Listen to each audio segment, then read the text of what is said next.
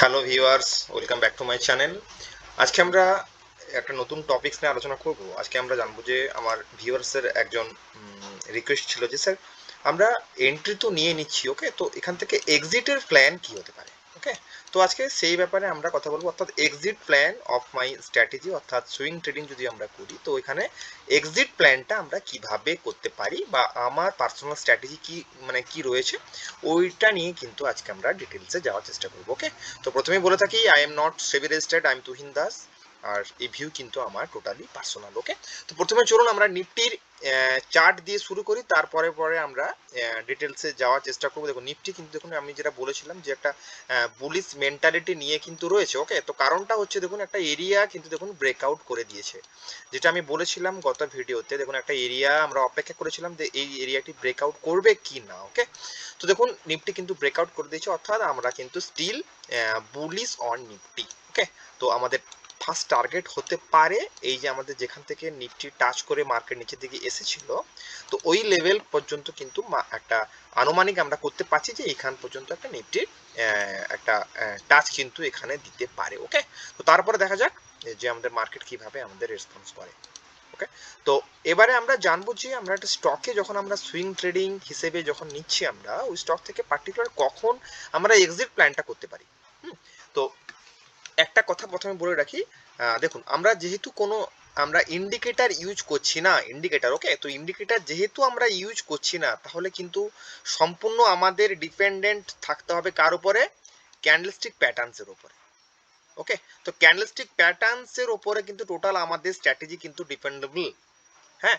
আর এই স্ট্র্যাটেজির মাধ্যমে আমরা কিন্তু প্ল্যানটা করতে পারি যে আমরা এক্সিট করব কি করব না, বা স্টকে আমরা স্টিক থাকবো কি না, ওকে। তো এটা ডিপেন্ড করছে কার উপরে, ক্যান্ডেলস্টিক প্যাটার্নসের উপরে, ওকে। তো কিছু নতুন আমি দেওয়ার চেষ্টা করছি আমাদের গত ভিডিওগুলোতে যেভাবে আপনারা পাশে ছিলেন, প্লিজ আমাকে একটু সাপোর্ট করুন এবং পাশে থাকার চেষ্টা করুন। আমি আশা করছি আপনাদের একটা ভালো জায়গাতে নিয়ে যাওয়ার, ওকে।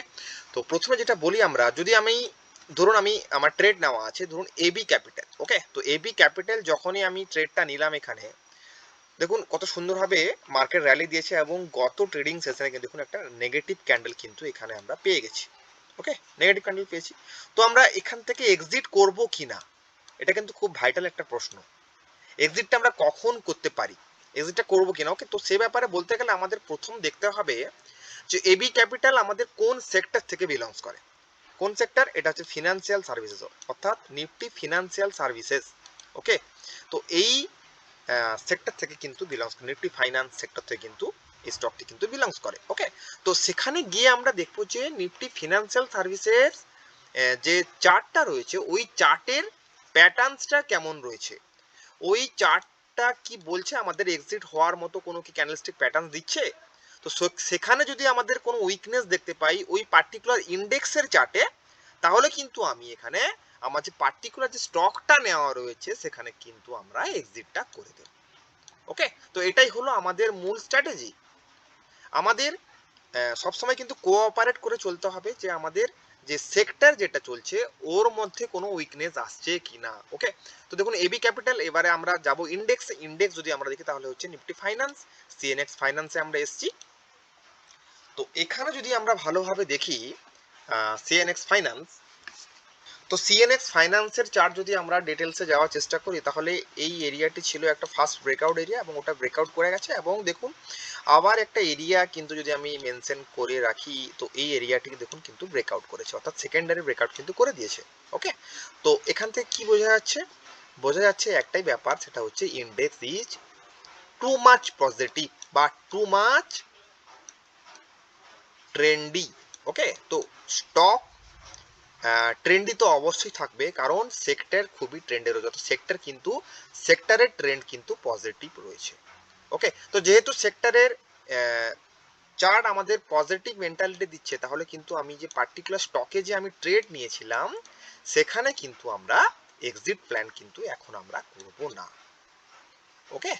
তো ক্যান্ডেলস্টিক প্যাটার্ন যেটা আমরা বলেছিলাম সেটাতে আমি পরে যাচ্ছি, প্রথমে আমি বলে দিলাম যে আমি পার্টিকুলার ইন্ডেক্স দেখে কিন্তু এক্সিটটা প্ল্যান করতে পারি। আমি যে স্টকে ট্রেডটা নিয়েছি, ধরুন আমি ট্রেড নিয়েছি কোথায়, ধরুন আমি এসসিএল টেকনোলজিতে ট্রেড নিয়েছিলাম। কোথায়? SCL take. ওকে, তো এসসিএল টেকে যদি আমরা ট্রেড নিয়ে থাকি তাহলে তার এন্ট্রি আর এক্সিট আমি কোন চার্ট দেখে বিচার করব? তো অবশ্যই আমরা স্টকের চার্ট তো অবশ্যই দেখবো, কিন্তু ওর সঙ্গে সঙ্গে আমাদের ইন্ডেক্সের চার্টও কিন্তু দেখতে হবে, অর্থাৎ নিফটি আইটি আমরা কিন্তু বিশেষভাবে ফলো করব। ওকে, তো যেভাবে আমরা ট্রেড নিয়েছিলাম যে এসডিবিএল এবি ক্যাপিটাল, ওকে, তো ওর জন্য আমাদের কি করতে হবে? ওর জন্য আমাদের নিফটি ফিনান্সিয়াল সার্ভিসেস অর্থাৎ সিএনএক্স ফাইন্যান্স কিন্তু আমাদের বিশেষভাবে কিন্তু এখানে নজর দিতে হবে। ওকে, তো যেহেতু ফাইন্যান্স সেক্টর একটা ভালো বুল রানে রয়েছে, সেজন্য কিন্তু আমি এখান থেকে এক্সিট প্ল্যানটা করব না। ওকে, তো আপনারা অনেকেই বলবেন যে স্যার দেখুন অনেকটা উপরে উঠে গেছে, যে স্টক দেখুন অনেকটা উপরে উঠে গেছে, ঠিক আছে? তো স্টক মার্কেটে একটা কথা আপনারা জানবেন, দেখবেন যে স্টক উপর দিকে যাচ্ছে সে কিন্তু বাড়তেই আছে, আর যে ডাউন সাইডে রয়েছে ও কিন্তু কমতেই থাকছে। এটাই হলো স্টক মার্কেটের নীতি। তো এই সাইকোলজিক্যাল ব্যাপারটা কিন্তু আমাদের মেনে নিতে হবে। ওকে, তো যে বাড়ছে সে কিন্তু বেড়েই যাবে। ওকে, তো নিফটি ফিনান্সিয়াল সার্ভিসেস দেখুন একটা সুন্দরভাবে ব্রেকআউট দিয়ে কিন্তু এগোচ্ছে। তো এই জন্য কিন্তু আমরা নিফটি ফিনান্সিয়াল সার্ভিসে আমরা কিন্তু এখন যে স্টকে আমরা ট্রেডটা নিয়েছি ওখানে কিন্তু আমরা স্টিক থাকবো। ওকে, তো এবারে আমরা চলুন যাই আমরা কিছু ক্যান্ডেলস্টিক প্যাটার্নসের উপর যে কিভাবে আমরা এক্সিট প্ল্যানটা করতে পারি। দেখুন এক্সিট প্ল্যান হচ্ছে খুবই সিম্পল ব্যাপার। দেখুন আমি কিভাবে যে দাগটা টানলাম, দেখুন একটা এরিয়া 2-3 বার ধরে দেখুন ব্রেকআউট করেছিল, দেখুন 3 বার 4 বার ধরে দেখুন ব্রেকআউট করে গেল, আবার দেখুন সেকেন্ডারি ব্রেকআউট দিয়েছে। ওকে, তো হতে পারে এখান থেকে একটা ভালো মুভ আসতে পারে, এখান থেকে ভালো মুভ এলো, নতুবা আমরা এখানে যে ট্রেডটা ধরুন আমি বর্তমান যে সময় ট্রেডটা আমি নিয়েছি, তাহলে ওই সময় দেখবো ইন্ডেক্সের মেন ক্যান্ডেলটা কি রয়েছে। মেন ক্যান্ডেল হচ্ছে এটা, লেটেস্ট বুলিশ সিগন্যাল কোনটা? এই ক্যান্ডেলটা। ওকে, তো এই ক্যান্ডেল স্টপ লস লাগিয়ে কিন্তু আমি ট্রেডটা করব। ব্যাপারটা মানে পুরোপুরি বোঝা গেল?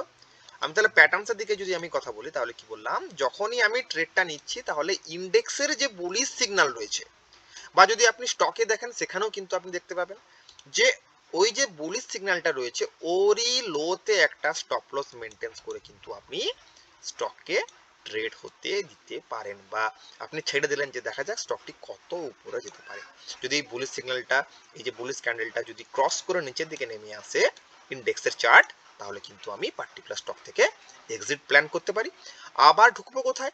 যেহেতু স্টকটি ট্রেন্ডে রয়েছে, যেহেতু আমাদের ইন্ডেক্স পজিটিভ রয়েছে, তাহলে কিন্তু ইন্ডেক্সের যেখানে সাপোর্ট লেভেল তৈরি হচ্ছে সেখানে কিন্তু আমি ঢুকে যেতে পারি, কারণ ইন্ডেক্স কিন্তু পজিটিভ রয়েছে। ইন্ডেক্স নেগেটিভ কখন হবে? দেখুন যেখান থেকে আমাদের ফার্স্ট ব্রেকআউট দিয়েছিল, অর্থাৎ যে এরিয়াটি আমাদের মাল্টিপল টাইমস কি হয়েছিল, মাল্টিপল টাইম টাচ করেছিল যে এরিয়াটি, এবং যে এরিয়াটি টাচ করে যে এরিয়াটি ব্রেকআউট করেছিল, ওই পার্টিকুলার এরিয়া যখন নিচের দিকে ক্রস করে যাবে তখন কিন্তু আমরা ধরে নিতে পারি যে মার্কেটের ট্রেন্ড হচ্ছে নেগেটিভ। দেখুন এখানে একটা মাল্টিপল টাইম দেখুন 1 2 3 4 টাইম দেখুন একটা এরিয়া একদম টাচ করে কিন্তু মার্কেট উপর দিকে গেছিল। তো এই এরিয়া যখন ক্রস করে নিচের দিকে নামবে তখন আমরা ধরবো যে নিফটির, অর্থাৎ নিফটি নয়, সিএনএক্স ফাইন্যান্সের চার্ট কিন্তু নেগেটিভ হয়ে গেল লম্বা সময়ের ক্ষেত্রে। যদি আমি লেটেস্ট ট্রেড নিই বা সুইং ট্রেডের কথা বলি, তো যদি আমরা শর্ট টার্ম ট্রেডের কথা বলি তাহলে কিন্তু এই বুলিশ সিগন্যাল মেনটেন করে কিন্তু আপনাকে ট্রেডটা নিতে হবে। ওকে, এবং লম্বা বা লং ভিউ রাখতে গেলে তাহলে কিন্তু আপনাকে এই যে বড় এরিয়া, বড় যে ব্রেকআউট এরিয়া রয়েছে এই এরিয়া, ওকে, তো এই এরিয়া কিন্তু আপনাকে এসএল হিসাবে মেনটেন করতে হবে। ঠিক আছে, তো এবারে আপনি বললেন স্যার এত বড় এসএল। ওকে, তো আমি এটা কি জন্য বললাম, আমি কিন্তু বললাম এটা একটু লম্বা ভিউ এর জন্য, কিন্তু আমার এসএলটা বড় যখন হলো তখন কিন্তু আমার টার্গেটটাও কিন্তু বড় থাকবে। আশা করি ব্যাপারটা মানে বুঝতে পেরেছেন আমি যেটা বলছি। যখন আমি বড় স্টপ লস রাখছি তাহলে কিন্তু আমাদের টার্গেটটাও কিন্তু বড় হবে। আর যেহেতু আমরা সুইং ট্রেড করছি ছোট টার্গেটের জন্য, তখন কি করতে হবে, লেটেস্ট যেটা বড় ক্যান্ডেল রয়েছে ওরই লোতে এসএল লাগিয়ে কিন্তু আমাকে ট্রেডটা করতে হবে। ওকে, তো এই হলো মোটামুটি ব্যাপার, এই হলো সিস্টেম যে কিভাবে আমরা একটা প্ল্যান করতে পারি, মানে এক্সিট প্ল্যানটা আমরা কিভাবে করতে পারি একটা স্টকের। যে কোনো আপনি মানে আপনি যে কোনো স্টকে যখন আপনি এন্ট্রি নেবেন এইভাবে কিন্তু আপনি শর্ট টার্মের জন্য, আমি কি বললাম এটা এটা মাথায় রাখবেন কিন্তু, কি টার্ম বললাম, এটা শর্ট টার্মের জন্য, এটা কিন্তু মাথায় রাখতে হবে। আমি শর্ট টার্মের জন্য কিন্তু এখান থেকে একটা এক্সিট প্ল্যান আমি কিন্তু এভাবে করতে পারি, লেটেস্ট বুলিশ সিগন্যাল কি আছে, কি বললাম, লেটেস্ট বুলিশ সিগন্যাল। দেখুন আমি লিখে দিচ্ছি আবার, লেটেস্ট কি signal, latest bullish signal.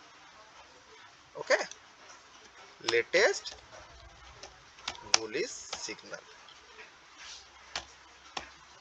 Latest bullish signal. Okay, তো লেটেস্ট বুলিশ সিগন্যাল যখনই আপনি দেখছেন, তো তখনই কিন্তু আপনি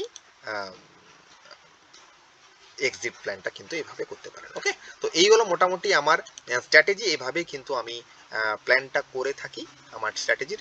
আর প্লিজ আমাকে একটু সাপোর্ট করুন প্লিজ। আর আশা করি ভিডিওটার কন্টেন্ট আপনাদের খুবই ভালো লেগেছে, আর এবং ওনারাই লাইক করুন যারা ভিডিওটি মানে মন থেকে পছন্দ করেছেন, এবং আপনি বুঝতে পেরেছেন যে ব্যাপারটি মানে বর্তমান সময়ে কার্যকরী। ওকে, যদি আপনার ভালো লেগে থাকে বা যদি আপনার হেল্পফুল বলে মনে হয়, তবেই কিন্তু আপনি লাইক করবেন। ওকে, অন্যথায় কিন্তু লাইক করার দরকার নেই। আর যদি কোনো প্রশ্ন থাকে তাহলে কিন্তু কমেন্টে আপনি কমেন্ট করতে পারেন। ঠিক আছে, তো দেখা হচ্ছে পরবর্তী ভিডিওতে একটা অন্য টপিকস নিয়ে। Bye bye.